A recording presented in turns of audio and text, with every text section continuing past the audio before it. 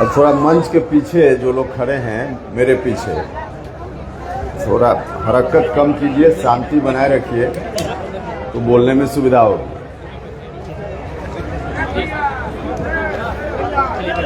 बहुत लंबा भाषण नहीं देना है। मैं समझ रहा हूँ कितनी गर्मी में लोग यहाँ खड़े हैं, उनकी परेशानी को मैं महसूस कर रहा हूँ, इसलिए बहुत लंबा भाषण देने की जरूरत भी नहीं है और देंगे भी नहीं। लेकिन हाँ, जब तक थोड़ी देर मैं बोलूँगा तब तक आप सब लोगों से आग्रह है कि शांति बनाए रखने की कृपा कीजिएगा। इस कार्यक्रम के सम्मानित अध्यक्ष और हमारी पार्टी राष्ट्रीय लोक मोर्चा के संसदीय बोर्ड के अध्यक्ष श्री आलोक कुमार सिंह जी, संचालन कर रहे साथी और इस जिला में पार्टी के अध्यक्ष कपिल सिंह कुशवाहा जी, मंच पर विराजमान पार्टी के प्रभारी प्रदेश अध्यक्ष श्री मदन चौधरी जी, भोजपुर जिला के अध्यक्ष रोहित कुशवाहा जी, कैमूर जिला के अध्यक्ष उमाशंकर सिंह कुशवाहा जी, बक्सर जिला के अध्यक्ष विंध्याचल सिंह जी, पार्टी के राष्ट्रीय उपाध्यक्ष श्री जितेंद्र नाथ पटेल जी, पार्टी के राष्ट्रीय उपाध्यक्ष और पूर्व विधायक श्री रणविजय सिंह जी, पार्टी के राष्ट्रीय महासचिव श्री अखिलेश्वर प्रसाद सिंह जी, राम कुमार मेहता जी, श्रीमती रेखा गुप्ता जी, पार्टी के प्रदेश के महासचिव सुभाष चंद्र वंशी जी,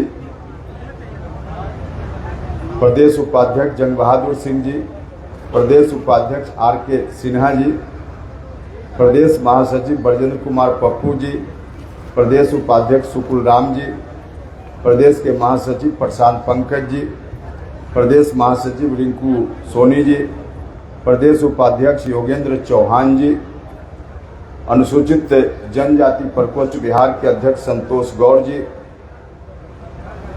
प्रदेश उपाध्यक्ष झुन्ना सिंह जी, प्रदेश उपाध्यक्ष बसंत पटेल जी, अनुसूचित जाति प्रकोष्ठ बिहार के अध्यक्ष अशोक राम जी, व्यवसायिक प्रकोष्ठ बिहार के अध्यक्ष अनंत कुमार गुप्ता जी, छात्र प्रकोष्ठ के राष्ट्रीय अध्यक्ष विराट कुशवाहा जी, प्रदेश उपाध्यक्ष जागा कुशवाहा जी, प्रदेश अध्यक्ष अति पिछड़ा प्रकोष्ठ संतोष गुप्ता जी,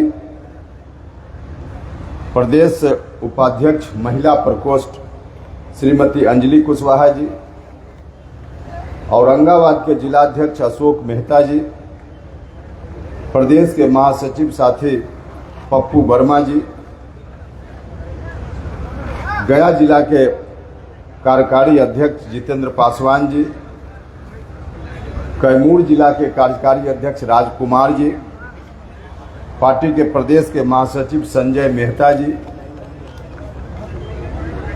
प्रदेश उपाध्यक्ष अशोक पासवान जी,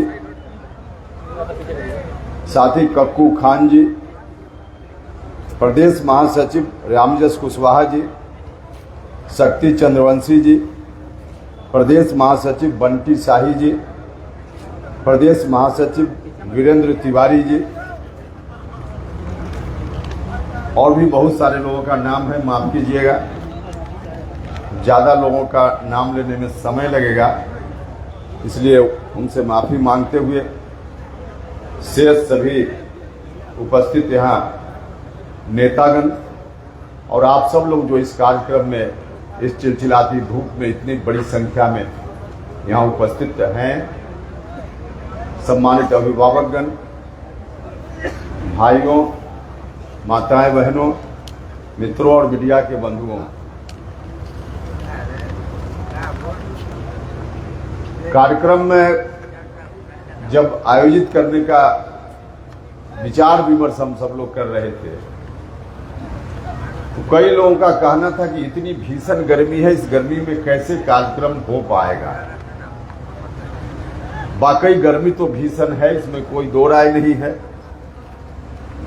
लेकिन शाहबाद के लोग हैं, इनके सामने भीषण गर्मी क्या चीज होती है।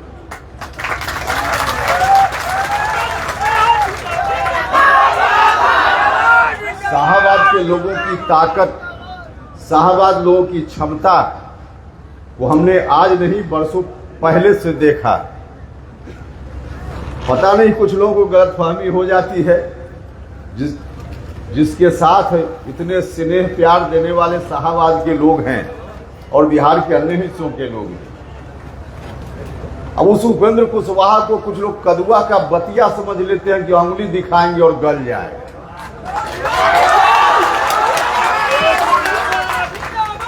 उपेंद्र कुशवाहा किसी की उंगली दिखाने से गलने वाला नहीं है, क्योंकि आपकी ताकत उपेंद्र कुशवाहा के साथ है।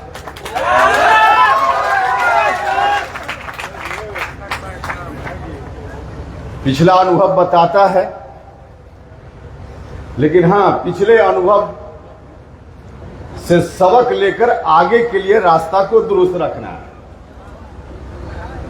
मुझको लगता है कि कुछ लोगों ने, जिनके अंदर गलतफहमी आ गई थी कि उपेंद्र कुशवाहा को डुबा देंगे और खुद उग जाएंगे, यह संभव नहीं है। डूबेगा तो उपेंद्र कुशवाहा भी,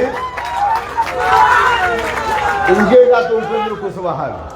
अच्छा, जब हम लोग एक ही नाव पर सवार हैं तो नाव डूबेगी तो अकेले उपेंद्र कुशवाहा कैसे डूबेगा?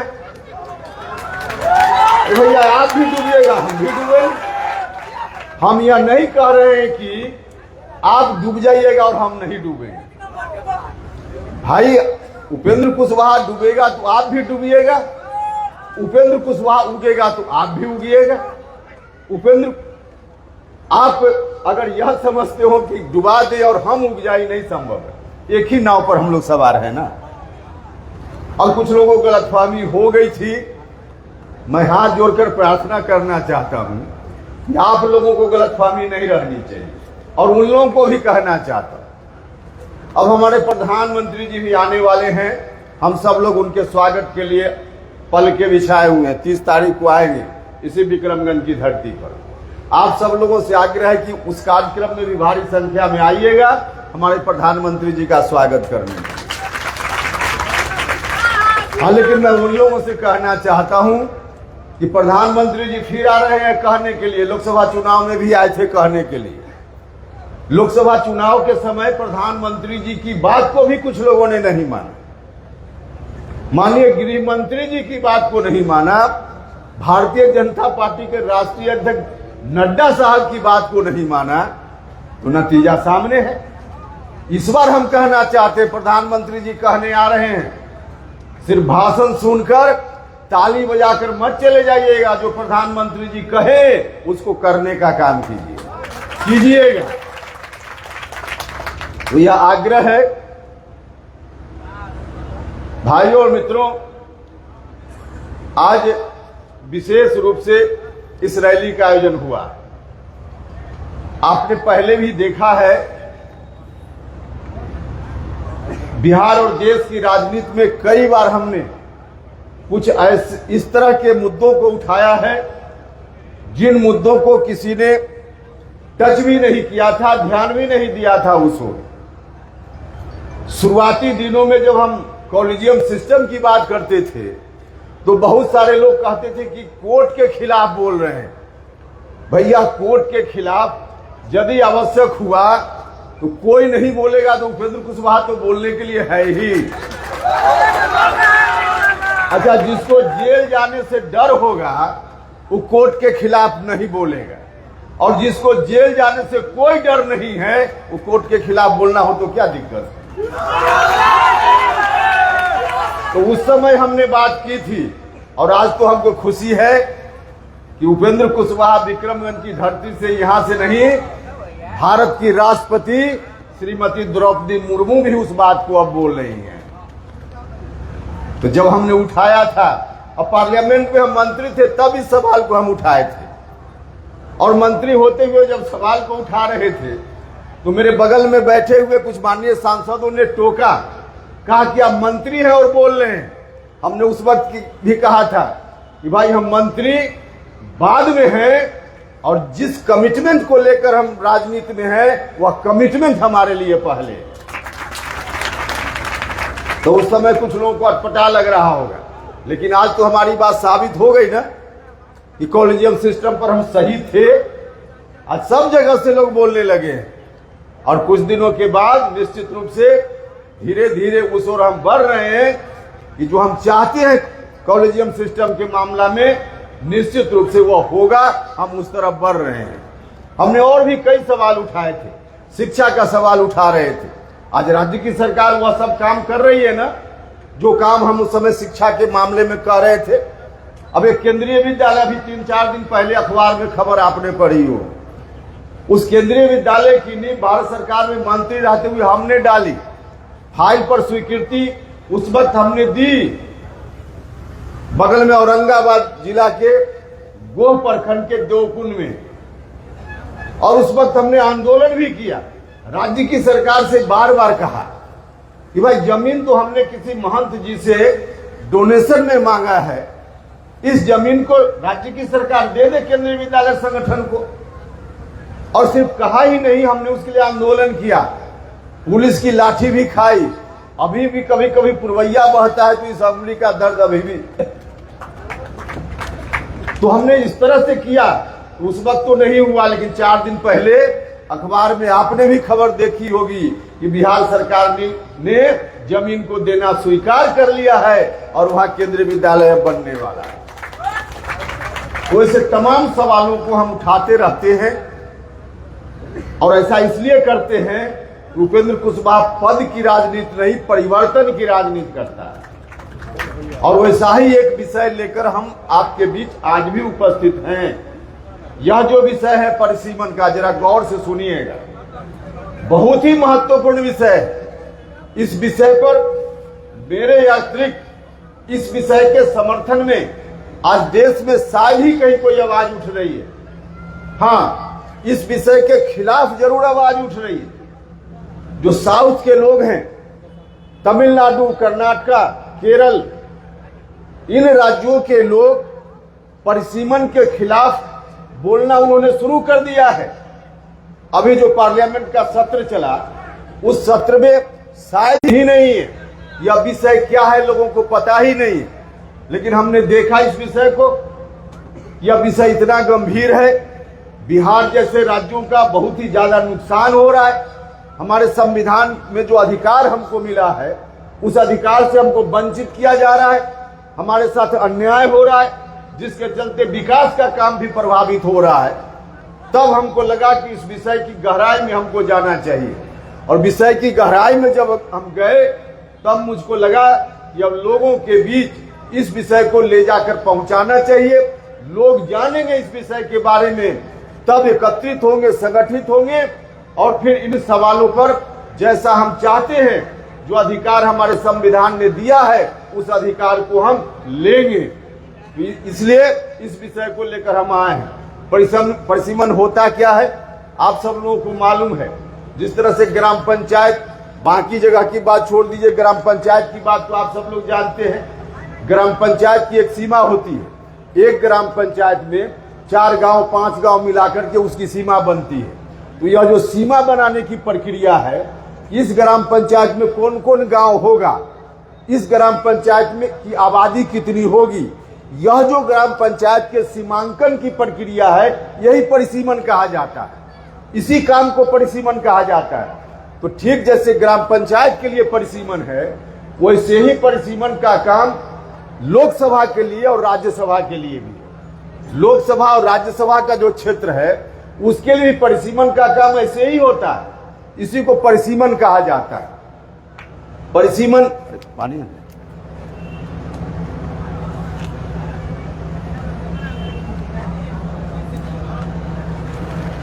हमारे संविधान में व्यवस्था की गई। जिस समय संविधान लागू हुआ था, आजादी के समय, उस वक्त पहला चुनाव 1952 में होने वाला था। उस चुनाव के पहले परिसीमन हुआ देश में 51 में, 51 की जनसंख्या के आधार पे। उस समय परिसीमन हुआ और उस परिसीमन में 51 में लोकसभा क्षेत्र की संख्या अभी देश में 543 है। उस वक्त 543 नहीं थी, उस वक्त 494 लोकसभा के क्षेत्र थे। परिसीमन किया गया देश भर में तो 494 लोकसभा क्षेत्रों की संख्या उस समय हुई। बाद में 61 में फिर से परिसीमन हुआ, 522 लोकसभा क्षेत्रों की संख्या हुई। उसके बाद 1971 की जनगणना के आधार पर परिसीमन हुआ तो 543 लोकसभा क्षेत्रों की संख्या हुई। उस वक्त से लेकर अभी तक 543 ही है। अब इस संदर्भ में संविधान क्या कहता है? इस संदर्भ में संविधान कहता है, आजादी के समय जो संविधान डॉक्टर अंबेडकर साहब ने हमको दिया, उस संविधान में कहा गया है कि हर 10 साल के बाद जनगणना होगी और जनगणना के आधार पर जितनी आबादी जहां की कम या ज्यादा होगी उस आबादी के आधार पर परिसीमन होगा। मतलब क्षेत्र की संख्या निर्धारित होगी और उसके हिसाब से यदि क्षेत्र की संख्या बढ़ती है तो बढ़ाने का काम होगा, घटती है तो घटाने का काम होगा। लेकिन पहला परिसीमन तो हो गया उसके आधार पे, दूसरा परिसीमन हो गया, तीसरा परिसीमन हो गया 71 में। उसके बाद 76 में जब इमरजेंसी का दौर आया, जब आपातकाल का दौर आया, उस समय संविधान में संशोधन कर दिया गया और उस संशोधन के आधार पे कर दिया गया कि अब आगे परिसीमन नहीं होगा, 25 साल तक आगे परिसीमन नहीं होगा।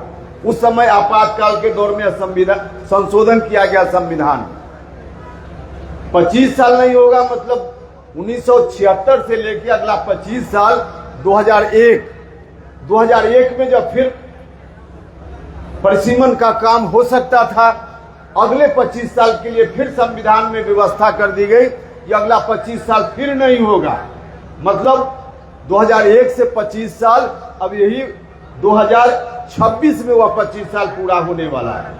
अब 2026 में परिसीमन अगर फिर से कोई नया निर्णय भारत की सरकार ने नहीं लिया तो 2026 में परिसीमन का काम होगा।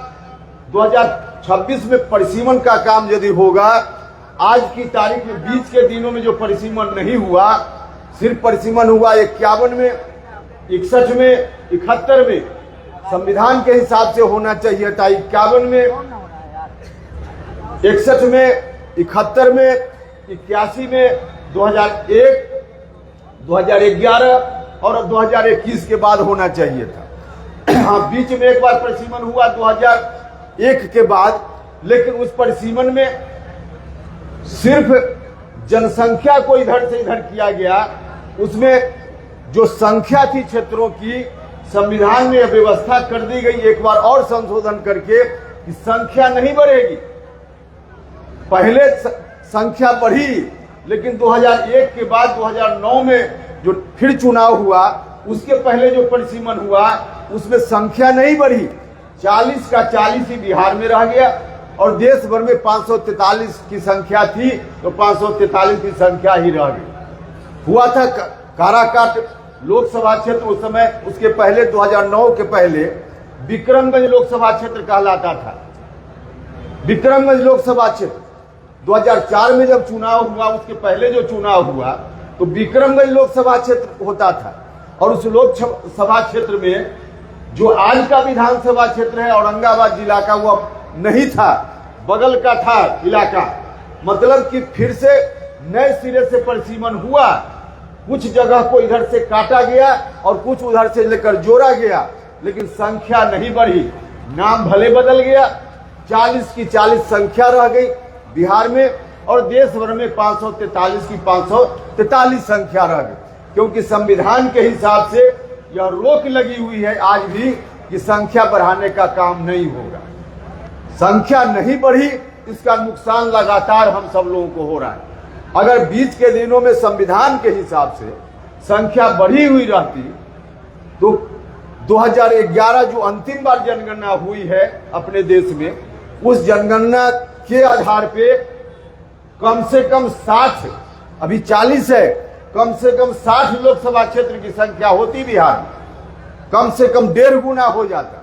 विधानसभा में क्षेत्रों की संख्या बढ़ जाती और विधानसभा में क्षेत्रों की संख्या बढ़ती तो बिहार में अभी 16 राज्यसभा के लोग चुनकर जाते हैं बिहार से।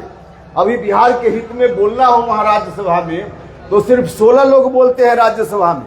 अगर उसकी संख्या बढ़ जाती तो 16 की जगह 20 लोग 22 लोग वहां बोल सकते थे बिहार के बारे में। अगर 60 लोकसभा क्षेत्र में एमपी लोग चुनकर जाते तो अभी 40 लोग बिहार के हक की बात करते हैं, वहां 60 लोग बिहार के हक की बात कर सकते थे। जो योजना बनती है भारत की सरकार या राज्य की सरकार, अनेक योजना बनती है इस तरह से कि लोकसभा क्षेत्र की संख्या जितनी उतनी जगह विद्यालय खुलेगा, लोकसभा क्षेत्र की संख्या जितनी उतनी जगह यह काम होगा। तो अगर संख्या कम है तो योजना भी कम बिहार को मिल पाती है, संख्या ज्यादा होती तो योजना ज्यादा मिल पाती, विकास का काम और ज्यादा हो सकता था।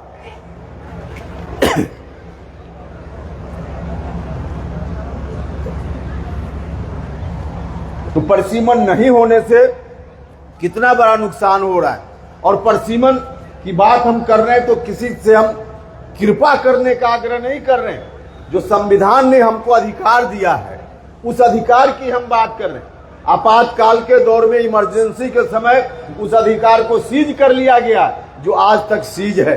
हम चाहते हैं कि वह फ्री हो ताकि हमारे यहाँ लोकसभा क्षेत्रों की संख्या, हमारे यहाँ विधानसभा क्षेत्रों की संख्या संविधान के हिसाब से बढ़ जाए, यह हमारा कहना है। और इतना ही नहीं, संविधान में जो अधिकार है, हम संविधान में जिस प्रस्तावना की बात करते हैं, पढ़े लिखे लोगों को मालूम है, संविधान में हमारा संविधान प्रस्तावना से शुरू होता है और उसमें जो पहली पंक्ति लिखी हुई है, पहला शब्द लिखा हुआ है, हमारा संविधान यहीं से शुरू होता है, हम भारत के लोग।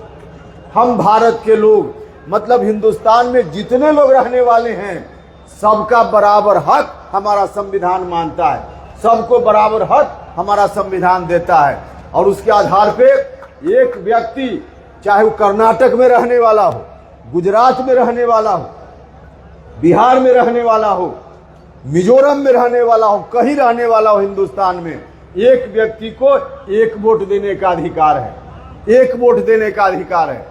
एक व्यक्ति एक वोट, और उस वोट का मूल्य भी बराबर। कोई राजस्थान का व्यक्ति वोट गिराए, बिहार का व्यक्ति वोट गिराए, दोनों का मूल्य बराबर, दोनों का मूल्य बराबर हमारा संविधान यही व्यवस्था करता है। लेकिन परिसीमन में जो गड़बड़ी हो गई है, जिसके चलते जो साउथ के लोग हैं 21 लाख लोग मिलकर एक एमपी औसतन चुनकर भेजते हैं पार्लियामेंट में, और बिहार उत्तर प्रदेश जो हिंदी बेल्ट के राज्य हैं, यहाँ के लोग 31 लाख लोग मिलकर के एक एमपी चुनते हैं। तो कहाँ रहा बराबर मूल्य? वहां का 21 लाख लोग, 21 लाख और हमारे यहाँ का 31 लाख बराबर हो गया। तो 1.5 गुना का अंतर है, जबकि होना चाहिए था बराबर।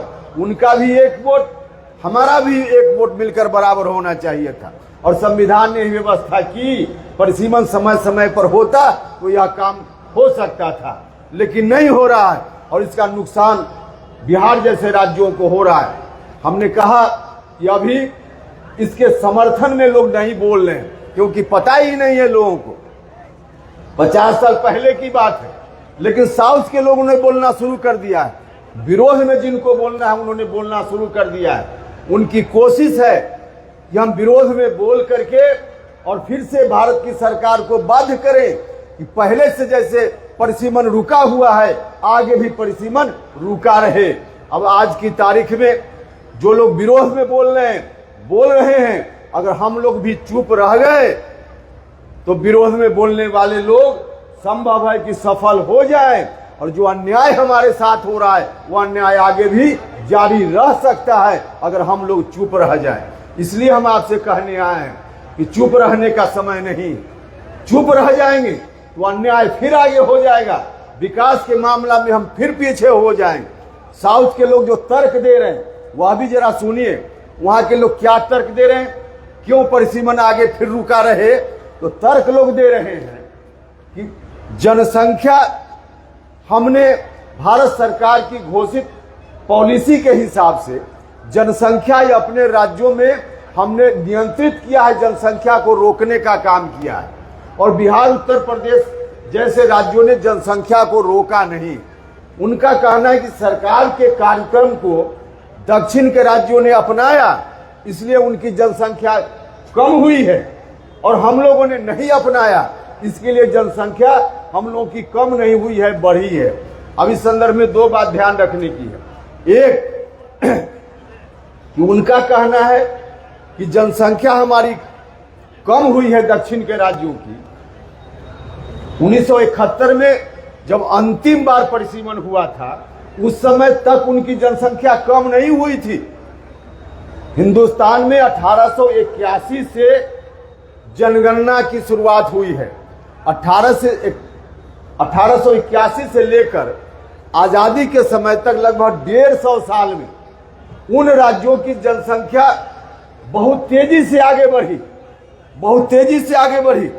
आंकड़ा बताता है कि 1881 से 1951 तक साउथ के जो राज्य हैं, 1881 में 22% इस देश की आबादी में उनका हिस्सा था, मात्र 22%, और 71 में यह बढ़कर 25% हो गया। मतलब उनकी जनसंख्या बढ़ी 71 तक, जब अंतिम बार परिसीमन हुआ था।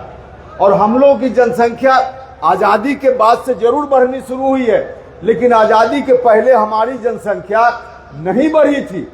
इसलिए नहीं बढ़ी थी कि हम गरीबी के शिकार थे, अंग्रेजों का शोषण हमारे यहाँ ज्यादा था, अंग्रेजों का आतंक हमारे यहाँ ज्यादा था। इसके चलते हम गरीबी से जूझ रहे थे, हम अंग्रेजों से लड़ाई लड़ने में लगे हुए थे।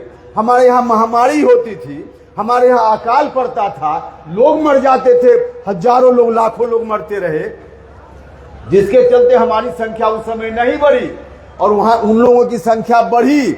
तो जब बढ़ी उनकी संख्या, उसका तो लाभ उन लोगों ने ले लिया। अब जब हमारी संख्या बढ़ रही है तो कह रहे हैं कि अब आपको लाभ नहीं लेने देंगे। भाइयों और मित्रों, मैं उनसे यह भी कहना चाहता हूं कि जनसंख्या नियंत्रित जरूर साउथ के लोगों की हुई है, लेकिन जनसंख्या का नियंत्रण सरकार के कार्यक्रमों के चलते नहीं होता है। कोई व्यक्ति, कोई माता पिता, जरा गौर से सुनिएगा इसको, कोई माता पिता क्या कभी अपने बच्चों को यह सोचकर जन्म देता है कि हम बिहार में बच्चा को जन्म दे रहे हैं तो बिहार की जनसंख्या बढ़ जाएगी, तो लोकसभा क्षेत्र की संख्या बढ़ जाएगी? लोकसभा क्षेत्र की संख्या बढ़ाने का ध्यान रख करके कोई माता पिता अपने बच्चा को थोड़े पैदा करता है। अरे उसकी जो तात्कालिक परिस्थिति है, उसकी जो अपनी समझ है, सोच है, उसके आधार पे वह सोचता है। और उस सोच के आधार पे जब हम अंग्रेजों से जूझ रहे थे, तब हमारी गरीबी थी, हमारे अंदर यह सोच ही नहीं आ रही थी कि जनसंख्या हमको रोकने का काम करना चाहिए। अभी से कुछ दिन पहले तक, और अभी भी कुछ इलाके में बिहार में है, जो मजदूर किस्म के आदमी, वह क्या सोचता है? वह सोचता है कि 3 बच्चा है, मजदूरी करता है, वो 1000 रुपया रोज कमा कर लाता है, 4 होगा तो और 300 रुपया कमा कर लाएगा, 1000 की जगह 1300 रुपया कमा कर लाएगा। तो जहां ऐसी सोच होगी, तो ऐसी सोच के रहते हुए जनसंख्या नियंत्रित होगी? नहीं नियंत्रित होगी। वैसी सोच क्यों है? क्योंकि हमारे यहाँ गरीबी है, हमारे यहाँ अशिक्षा है, और गरीबी अशिक्षा है हमारे यहाँ, तो इसके लिए ठोस कारण है। इसके लिए हम दोषी नहीं हैं। हमारे यहाँ शिक्षा का प्रचार प्रसार नहीं हुआ, हमारी सोच पीछे की रह गई, उसके लिए हम बिहार के लोग दोषी नहीं हैं। हमको बैकवर्ड बनाकर रखा गया। आजादी के पहले से हमारा शोषण हुआ, अंग्रेजों से लड़ते रहे, इसके चलते हम पीछे रह गए, हमारी सोच आगे नहीं बढ़ पाई। और आज की तारीख में जब शिक्षा का प्रचार प्रसार हो रहा है, तो एक रिपोर्ट आई है, एक सर्वे रिपोर्ट है, उस रिपोर्ट एनालिसिस के आधार पे अब यह प्रमाणित बात है कि कोई महिला अगर मैट्रिक पास है और उन बच्चों को जन्म देती है, तो जो अशिक्षित महिला है उसके कंपैरिजन में प्रजनन दर, मैट्रिक पास महिला जब मां बनती है तो प्रजनन दर उनका कम होता है। इंटर पास करती है कोई महिला, मां बनती है, तो उनके यहाँ प्रजनन दर और कम होता है, क्योंकि उनके अंदर यह सोच आ गई है या अब हमको बच्चा कम करना चाहिए, क्योंकि बच्चा ज्यादा करना ठीक नहीं है। तो अब जो सोच आई, शिक्षा से सोच आई है। उन दिनों शिक्षा के मामला में हम पीछे थे, हम पीछे नहीं थे, पीछे बनाकर हमको रखा गया था। इसके चलते वैसी स्थिति आज है। तो जिन लोगों ने लाभ लिया विकास के मामला में, उन लोगों को ज्यादा लाभ मिला, तो उनकी जनसंख्या इस कारण से रुकी।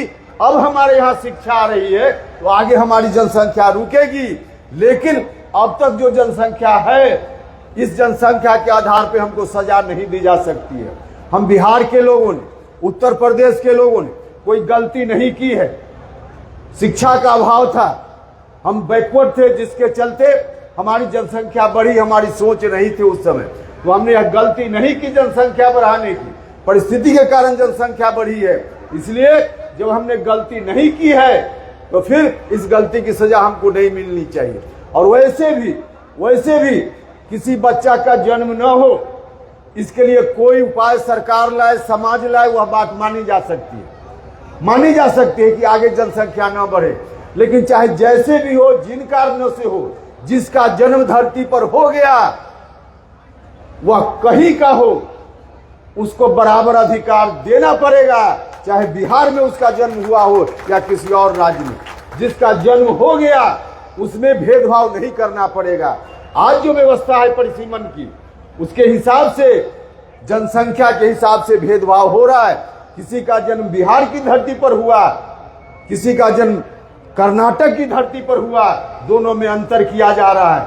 अगर इस तरह से अंतर किया जाएगा, अगर सचेत हम लोग नहीं हुए, तो कल होकर यह भी कोई कह सकता है कि किसी के घर में 25 सदस्य हैं और किसी के घर में 5 सदस्य है, दोनों को राशन का सामान बराबर मिलना चाहिए। कोई कह सकता है, क्योंकि 25 उन्होंने अपने यहाँ जनसंख्या की है तो उसकी सजा उनको मिले।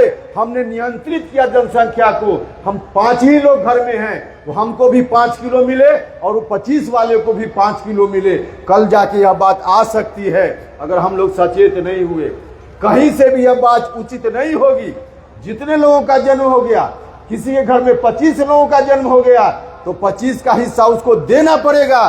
किसी के घर में 4 ही लोग हैं तो 4 का हिस्सा उनको मिलना चाहिए। वैसी नौबत आ सकती है अगर हम लोग सचेत नहीं हुए। जन वितरण प्रणाली के मामले में भी कहने वाले कहेंगे कि आपने अपने परिवार की संख्या बढ़ा ली, इसलिए आपको भी 5 किलो ही मिले। हमने नहीं बढ़ाई, इसलिए हमको भी 5 किलो ही मिले। या कहीं से न्यायोचित होगा, कहीं से उचित होगा, नहीं उचित होगा। तो कई अर्थों में, कई मामलों में आगे जाकर खेल बिगड़ सकता है। इसलिए आज सचेत होने की जरूरत है। हम आप सब लोगों से यही आग्रह करना चाहते हैं कि सब लोग मिलकर अभी से सचेत होइए, सजग होइए। यह बहुत ही आवश्यक काम है। कोई राजनीति करने की दृष्टि से हम नहीं बोल रहे। यह विषय कोई विधानसभा चुनाव से संबंधित विषय नहीं है कि आज की तारीख में हम वोट के लिए चले आए। हमको लगा साउथ के लोगों के विरोध को देख करके हमारा ध्यान गया, अब समय है 2026 आने वाला, इस वक्त चुप रह जाएंगे तो इतिहास हमको माफ नहीं करेगा। क्योंकि बिहार के लोगों के साथ अन्याय जो हो रहा है वो आगे अन्याय जारी रहेगा। अभी हम लोगों की पार्टी का वाल्मीकि नगर में जो शिविर हुआ, उस शिविर में हमने तय किया है कि इस मामले को लेकर हमारा संविधान में जो अधिकार हमको है, उस अधिकार को लेने के लिए हमारी पार्टी आगे बढ़ेगी, कार्यक्रम करेगी। लेकिन इसके पहले हम जन जन तक जाएंगे और लोगों को बताएंगे कि क्या विषय है, क्या मामला है। हम आपसे यह भी कहना चाहते, नौजवान साथी, पढ़े लिखे लोग जो अभी भी नहीं समझ पाए हों तो बाद में भी संपर्क कीजिए। आप गूगल पर सर्च कीजिए, आप संविधान पढ़िए, आप देखिए और किस तरह से अन्याय हो रहा है इसको जानने का काम कीजिए। एक एक बिहार का व्यक्ति जानेगा तब जाकर बिहार के साथ अन्याय होना रुकेगा। इसलिए हमारा या आपका सब लोगों का दायित्व है और इसीलिए हम आपसे समर्थन मांगने आए हैं, सहयोग मांगने आए हैं कि आप लोग मिलकर समर्थन दीजिए, सहयोग कीजिए। उपेंद्र कुशवाहा ने बीड़ा उठाया है, हमारी पार्टी ने बीड़ा उठाया है। इस अन्याय के खिलाफ चाहे जिस सीमा तक जाना हो हम जाकर लड़ेंगे और बिहार को न्याय दिलाने का काम करेंगे। बिहार को न्याय मिलेगा, बगल का जो प्रदेश है उनको भी न्याय मिलेगा। और इसमें 40 की जगह जो 60 की संख्या हो जाएगी, एक अनुमान है, तो 60 की संख्या होगी। तो जिस तरह से अभी 40 की संख्या में जो शेड्यूल्ड कास्ट के लोग हैं उनके लिए रिजर्वेशन है, कल महिलाओं के लिए जो 33% आरक्षण देने की बात हमारे प्रधानमंत्री जी ने की है लोकसभा विधानसभा में, तो उनकी संख्या भी निर्धारित होगी। तो अभी अगर संख्या 40 पर निर्धारित होगी तो महिलाओं की भी संख्या 33%, 40 का ही 33% होगा। अभी जो शेड्यूल्ड कास्ट के लोगों को मिल रहा है 40 पर ही उनकी गणना की जा रही है। 60 यदि हो जाएगी तो अनुसूचित जाति के लिए जो रिजर्व क्षेत्र है, जैसे सासाराम बगल में रिजर्व है, तो रिजर्व क्षेत्र बिहार में जितनी है उनकी संख्या भी बढ़ जाएगी, शेड्यूल्ड कास्ट के लोगों की संख्या भी बढ़ जाएगी, और महिलाओं के लिए जो निर्धारित होने वाली संख्या है उसकी संख्या भी बढ़ जाएगी। तो महिलाओं के साथ भी अन्याय होगा अगर हम लोगों ने नहीं आगे बढ़कर इसका विरोध करने का काम किया। जो अनुसूचित जाति के लोग हैं और देश भर में अनुसूचित जनजाति के लोग हैं उनका भी बहुत बड़ा नुकसान हो जाएगा। इसलिए आप सब लोगों से आग्रह है कि सब लोग मिलकर अभी से सजग होइए, चीजों को जानिए और उसके आधार पे हम सब लोग मिलकर के इस लड़ाई को आगे बढ़ाने का काम करेंगे। तो अंत में मैं थोड़ी बात और करूंगा, लेकिन उसके पहले मैं जरा आप सब लोगों से जानना चाहता हूं, इस विषय पर आंदोलन में सब लोग साथ दीजिएगा ना? हाथ उठाकर जरा बताइए, सब लोग साथ दीजिएगा ना? तो चलिए इसके साथ हम एक जानकारी हम आपको देना चाहते हैं। हमारे इस अभियान का और जो आपका सहयोग हो रहा है इसका परिणाम इतना अच्छा हो रहा है कि आज यह जो परिसीमन वाला मामला है, आज ट्विटर पर नंबर 2 पर, क्योंकि नंबर 1 पर प्रधानमंत्री जी के मन की बात है, तो नंबर 2 पर ट्विटर पर परिसीमन हमारा ट्रेंड कर रहा है। यह परिसीमन का जो विषय है नंबर 2 पर ट्रेंड कर रहा है, ट्विटर एक्स अकाउंट पर ट्रेंड कर रहा है। तो देश भर में यह मैसेज अब जा रहा है, देश भर में मैसेज जा रहा है। तो आप लोग भी जो सोशल मीडिया चलाने वाले लोग हैं, नौजवान लोग, आप लोग भी इस विषय को आगे बढ़ाइए ताकि कर्नाटका के लोग, तमिलनाडु के लोग जो हमारे विरोध में खड़े हैं उनको भी इस बात का पता चल जाए कि बिहार के लोग अब मानने वाले नहीं हैं, मानने वाले नहीं। तो सोशल मीडिया में भी इसको आगे बढ़ाइए। अंत में कुछ लोग पार्टी ज्वाइन करेंगे, लेकिन उसके पहले जब आप सब लोगों ने समर्थन किया है तो इस बात के लिए मैं हृदय से आपका धन्यवाद करता हूं। और आप सब लोग इतनी बड़ी संख्या में यहाँ आए हैं, इसके लिए बहुत बहुत बहुत हृदय से आभार प्रकट करता हूं। और जिन साथियों ने मिलकर इस कार्यक्रम का आयोजन किया, इनके प्रति भी आभार प्रकट करता हूं। और अंत में आपसे एक आग्रह करता हूं कि परिसीमन का समर्थन आपने किया है, तो परिसीमन के समर्थन में हम नारा लगाएंगे, आप सब लोग भी उस नारा में साथ दीजिएगा। हम कहेंगे संवैधानिक अधिकार, आप लोग कहिएगा परिसीमन सुधार। हम कहेंगे संवैधानिक अधिकार, तो आप लोग जरा हाथ उठाकर कहिएगा परिसीमन सुधार। बोलिएगा संवैधानिक अधिकार, संवैधानिक अधिकार, संवैधानिक अधिकार। चलिए ठीक है, तो कुछ लोग ज्वाइन करेंगे, उनको ज्वाइन करवा लेते हैं। पंचायत के प्रतिनिधि लोग हैं और आप सब लोग जो यहाँ बैठे हैं, बहुत सारे लोग तो वहाँ पेड़ के नीचे हैं। सब लोगों से यह भी आग्रह है कि 30 तारीख को हमारे प्रधानमंत्री जी के भाषण को सुनने के लिए, उनके स्वागत के लिए, उनके आदर के लिए जरूर आप सब लोग वहाँ निश्चित रूप से आइएगा और साथी को भी और लोगों को भी लेकर वहाँ आइएगा। तो चलिए इन्हीं शब्दों के साथ अब नाम पुकारिए। बहुत धन्यवाद।